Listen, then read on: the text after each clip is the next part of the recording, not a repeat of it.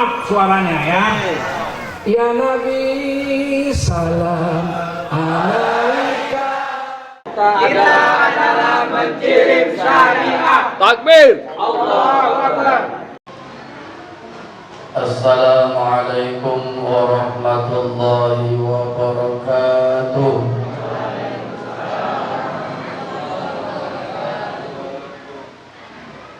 Innal hamdalillah,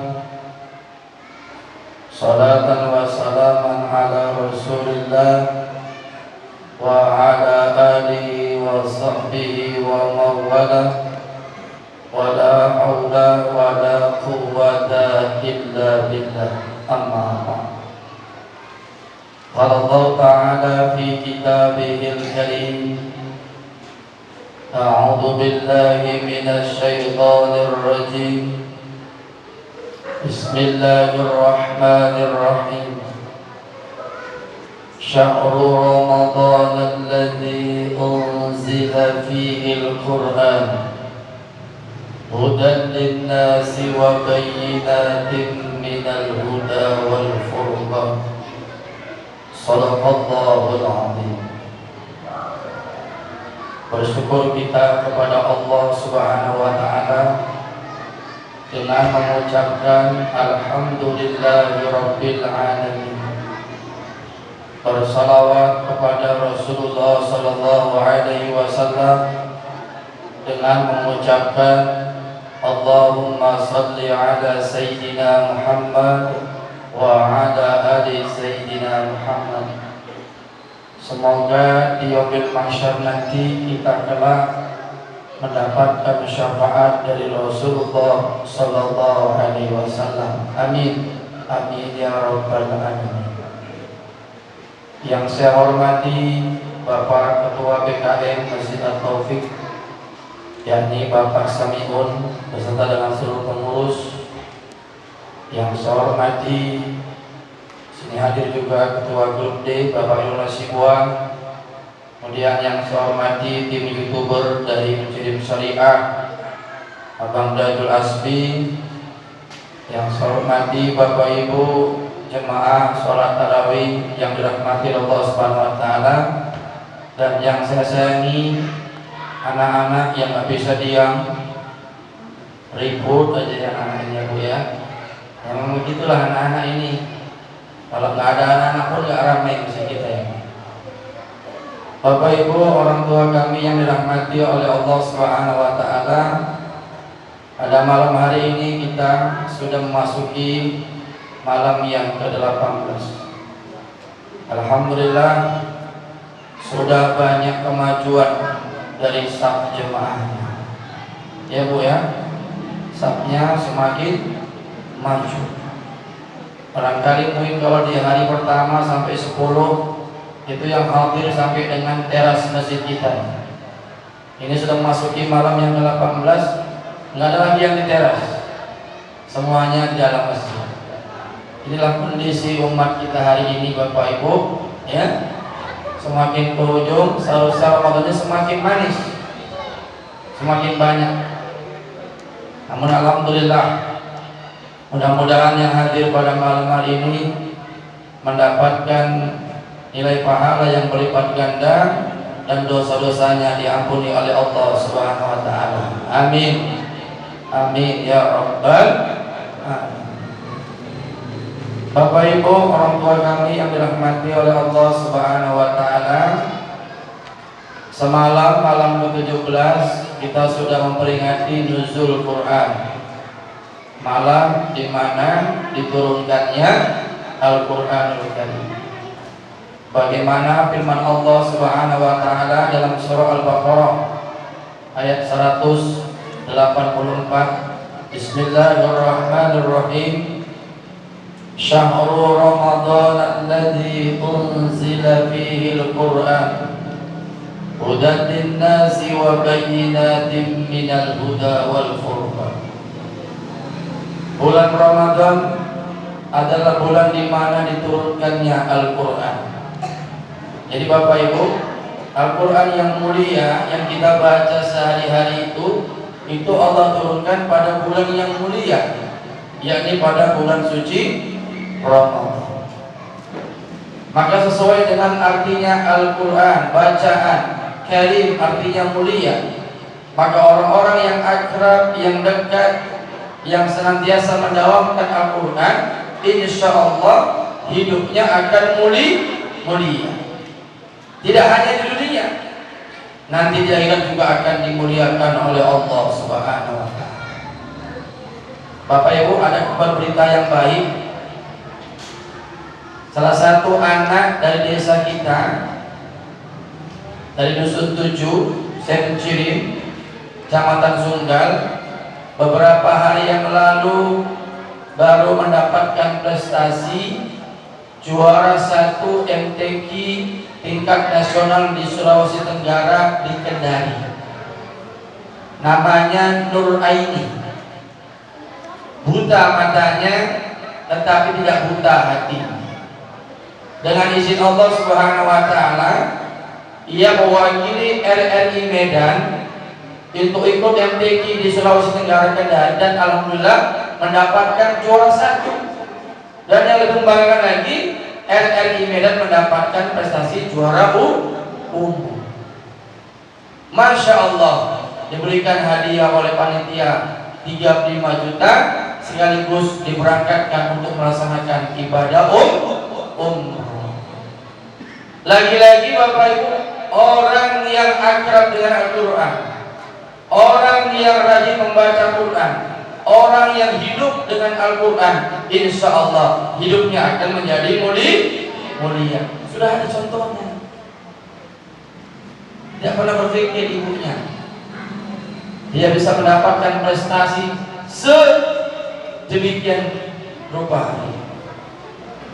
Bapak Ibu yang dirahmati oleh Allah Subhanahu wa Ta'ala, maka oleh karena itu Bapak Ibu, bagaimana sikap kita terhadap Al-Quranul Karim yang merupakan pedoman hidup bagi kita? Yang pertama, hendaknya jadikanlah Al-Quran itu menjadi bacaan rutin kita sehari-hari. Saya sudah sampaikan kepada jemaah Bapak Ibu, kalau yang kita baca sendiri di rumah, kalau sebulan mau khatam Quran, itu setiap habis waktu sholat baca 2 lembar. 2 lembar kali 5 waktu sama dengan 10 lembar. Itu biasanya Al-Quran 1 juz, ada yang 8 lembar, ada yang 9 lembar, ada yang 10. Jadi kalau tiap waktu kita baca 2 lembar kali 5 waktu sama dengan 10 lembar, ya, berarti 1 juz 1 hari, 1 bulan kita sudah khatam Al-Quran. Ahmad Baki, seorang pencipta lagu yang judulnya Selimut Putih, yang liriknya begini: bila Israel datang memanggil, jasad termujur di pembaringan, seluruh tubuh akan menggigit, sekujur badan kan kedinginan. Itu pencipta lagunya namanya Ahmad Baki. Beliau wafat setelah menghatamkan Al-Quran dan dipeluk Al-Quran itu di dada. Maka Bapak Ibu, adab kita kalau sudah selesai habis baca Quran, kita cium, ya kan? Itu maksudnya apa? Cium, penghormatan terhadap Al-Quran atau cinta. Maksudnya apa? Dijadikan Al-Quran sebagai imam kita, pemimpin kita, pedoman hidup kita. Maka orang dulu, Bapak Ibu, kalau ngaji itu Al-Quran nggak pernah taruh di belakang, di tas. Gimana bawanya orang-orang dulu?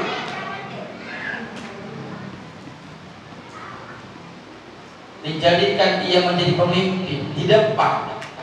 Hari ini gimana bawa anak-anak Quran? Ditenteng, ada yang taruh tas, ada yang cuma ditaruh tas kantongan. Itu bacaan yang mulia. Maka nggak boleh kalau baca Quran itu letakkan di lantai, nggak boleh.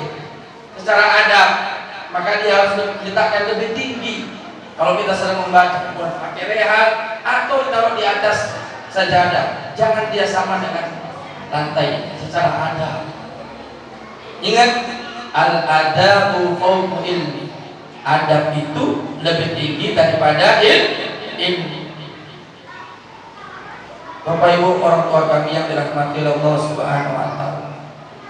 Maka beruntunglah sebetulnya orang-orang yang senantiasa membaca Al-Qur'an. Karena arti Quran itu dikata qoro'a yaqra'u Qur'anan. Apa arti Quran? Bacaan. Yang namanya bacaan berarti harus senantiasa kita baca. Tapi Pak Ustaz, aku kalau baca Quran kok cepat ngantuk ya? Tapi kalau baca WA, baca Facebook, baca Twitter kok nggak ngantuk ya Pak Ustaz? Itulah setan. Supaya kita nggak betah untuk menjalankan ibadah kepada Allah. Contohnya adalah nonton TV kita nggak ngantuk kan? Dengan ceramah sayur-sayur, ngantuk ya kan?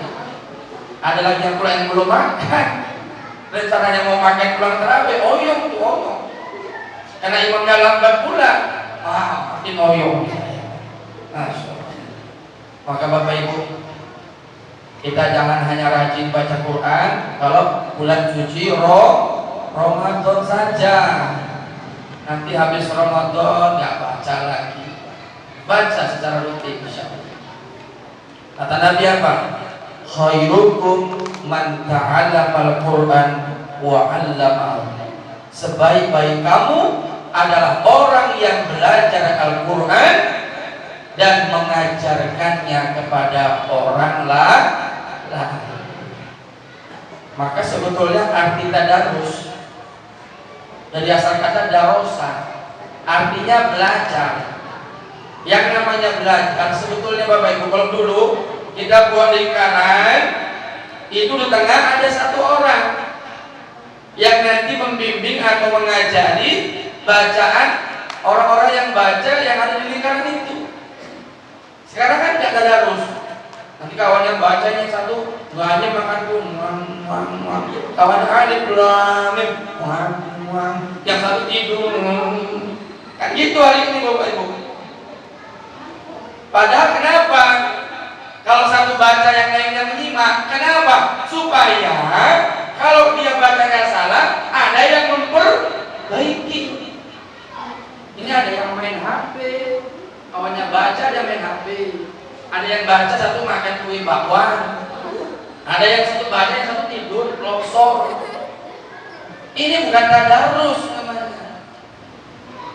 Maka tadarus itu harus dikembalikan seperti dulu lagi sebetulnya. Namanya belajar, Bapak Ibu. Kalau bacanya salah diperbaiki, jangan marah.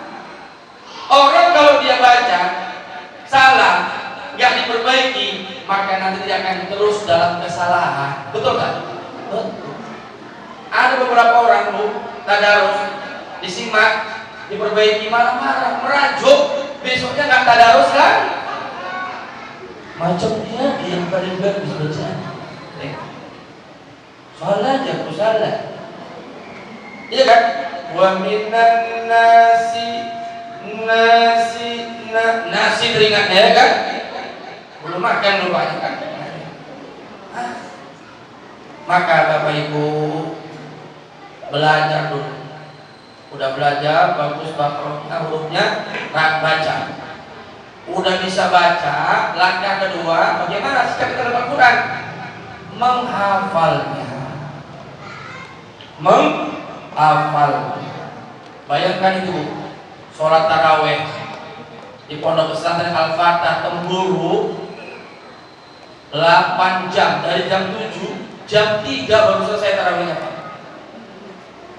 Khatam satu malam 30 juz. Dibuat kayak gitu di Masjid Taufik. Orang yang kita komennya perek wala 8 jam. Ada juga yang lebih cepat 23 rakaat cuma 10 menit di Blitar. Misalnya amin Allah Allahu Akbar, Allahu Akbar. Kayak mana tuh? Gak sah itu. Gak sah. Kenapa saya bilang gak sah? Ingat, dalam rukun sholat ada namanya tumanina. Berhenti sebentar dari satu rukun ke rukun yang lainnya. Ini apa masih baca? Sub Allahu Akbar, sub Allahu Akbar. Ya kan?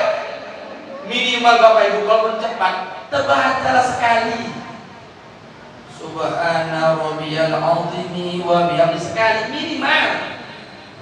Ini masih sub Allahu Akbar, sub Allahu Akbar. Kapan awak bacanya? Itulah yang terjadi di Blitar, Jawa Timur. Sholat tarawih tercepat di dunia 23 rakaat cuma 10 menit. Tup. Kasihan yang udah tua. Encoknya kumatnya kan bu. Orang kayak batuan. Dup. Mana khusyuk kita? Ternyata Bapak Ibu, khusyuknya sholat seorang hamba Allah itu bergantung dengan khusyuknya dia ketika dia berwudu. Orang yang wudhu cerita dengan teman sebelahnya itu berarti nggak khusyuk. Ada nggak orang wudhu cerita? Oh dari mana? Aku dari sana. Cerita dia tak khusyuk.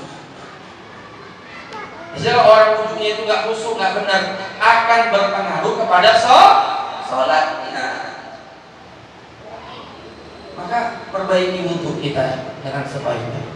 Kalau mau mendapatkan kualitas sholat yang benar dan yang terbaik. Ya, Bapak Ibu, orang tua kami yang dirahmati Allah Subhanahu Wa Taala. Maka Bapak Ibu, kalau sudah kita pandai baca, dan sudah bagus, langkah berikutnya kita sedikit demi sedikit menghafal ayat Quran. Kenapa Pak Ustaz penting kami menghafal? Jadi nanti kalau kita sholat, Bapak Ibu, surahnya bisa ganti. Tidak seperti sholat yang kita baca tiap hari. Inna atoina kulu, itu aja. Maghrib itu, Isya itu, subuh pun itu, sampai malaikat mati. Sampai malaikat nandai, pasti ibu ini baca inna atoina makuluh lagi, ya kan? Kenapa? Karena cuma itu aja yang hafal. Minimal dari Ad-Duha itu sampai An-Nas hafal kita. Itu harus kita 20 surah lebih standarnya. Hafal kita dari Ad-Duha sampai An-Nas. Jadi ada perbedaan kita hafalan surah kita sehingga ketika kita sholat surahnya bisa ganti. Yang terakhir dan ketiga, sudah kita baca, kita hafal, pahami maksud daripada yang kita baca. Nggak ada salahnya kalau siap baca, tengok terjemahannya. Artinya, oh ini tadi maksud yang aku baca, maknanya, artinya, sehingga makin memantapkan diri kita. Dengan kita baca Quran tadi, kita dapat menerapkannya dalam kehidupan kita sehari-hari. Ya, Bapak Ibu. Jadi bagi yang belum khatam, ya, berusaha minimal seumur hidup pernah sekali menghatamkan Quran. Ya, Imam Syafi'i itu dalam sebulan bisa entah berapa kali dia khatam Quran. Makanya orang-orang dulu betul-betul. Ingat dulu, kita kalau mau nikah dulu, itu pengantinnya sebelum acara akad nikah, apa pun acaranya Bu? Khataman Quran. Anak-anak dulu kalau mau sunat, mau khitan, sebelum dia sunat dipestakan, sebelumnya 2 hari sebelumnya ada acara apa? Khatam Quran. Itu bagus. Membiasakan dalam setiap membuat acara sudah selesai menghatamkan Quran, dan itulah yang sekarang sudah mulai hilang. Itu diterapkan. Ya. Jadi kalau yang punya hajat sudah khatam Quran, ditambah lagi dengan doa khatam Quran, maka acara itu menjadi berkah. Kenapa? Karena yang punya acara sebelumnya sudah menghatamkan Al-Quran. Ya, Bapak Ibu. Jadi saya rasa demikian saja. usah singkat kita, karena kita mau sholat witir lagi. Intinya, mari Bapak Ibu, Al-Quran yang merupakan pedoman hidup kita, jadikanlah Al-Quran menjadi bacaan rutin. Sudah dibaca kita hafal, kemudian kita pahami maknanya, dan selanjutnya kita terapkan dalam kehidupan kita sehari-hari. Jika ingin kita menjadi orang-orang yang dimuliakan Allah baik di dunia maupun nanti di akhirat. Usikum wa nafsi bitaqwallah. Wassalamualaikum warahmatullahi wabarakatuh.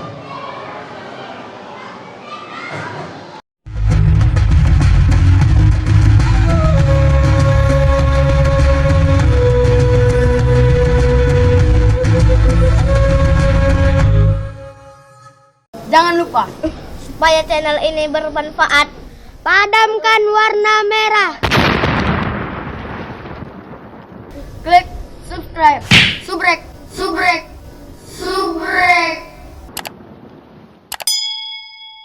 Kalau suka, like. Jangan lupa bagikan ke sahabat dakwah dengan cara share video ini. Komen di bawah ini ya teman-teman.